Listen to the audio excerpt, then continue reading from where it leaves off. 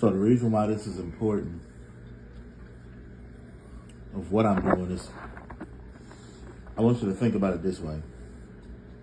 Let's say like a college student is conducting research for a thesis and they're focusing on a certain subject.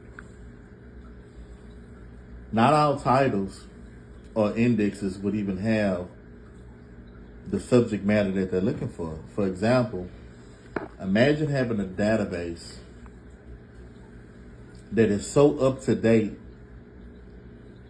that when you type in certain keywords, it'll pull up every document that focuses on those keywords that you're looking for. Or you have some way to organize and archive records in certain subject matters, because the deal is we're looking back at the past to try to get context from the different eras. So it takes a lot of critical research for people to go back and find this. Like, I accidentally found this because I was just going through page to page, just page to page. But because I look at the old manuscript calligraphy so much, as I'm reading, it's just going off in my mind. And I'm just thinking about like how amazing it is, and I try to remember as much as I can.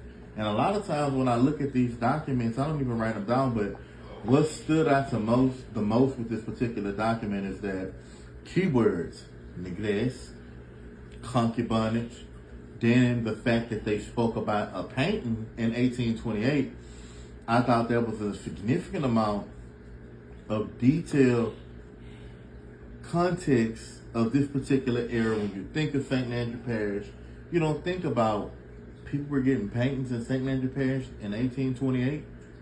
Then so much history caters to the quadroons, or this quadroon borough kind of thing. You only think of people or Frenchmen romanticizing with women that almost look as if they were white women. But this particular document is indicating that this woman was obviously an negress, probably of close African descent.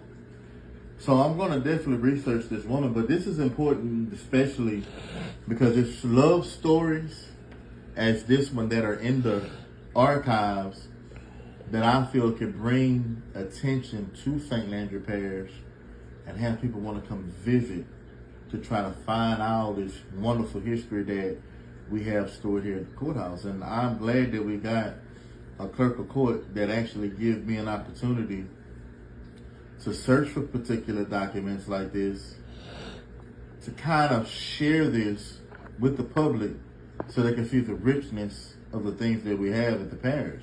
Like, this is definitely an interesting document that I feel can actually turn into the movie once I finish getting the details about it.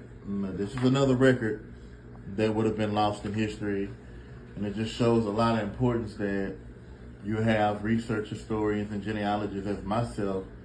The kind of work that we're doing is very important because we are reliving the past and we're trying to find out information to what we can give to people today. We can learn from a lot of these things, to see how these people live, just to get the knowledge from it, the knowledge and the wisdom of basically, this is what happens if this happens, the cause and effects.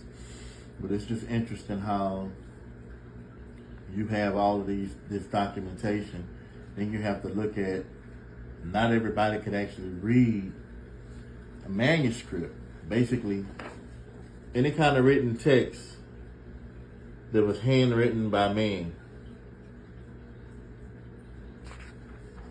It'd be difficult for people to even read this. So, it's definitely a task. But that's what I wanted to share with you all today in my notes. That's it. Have a good one.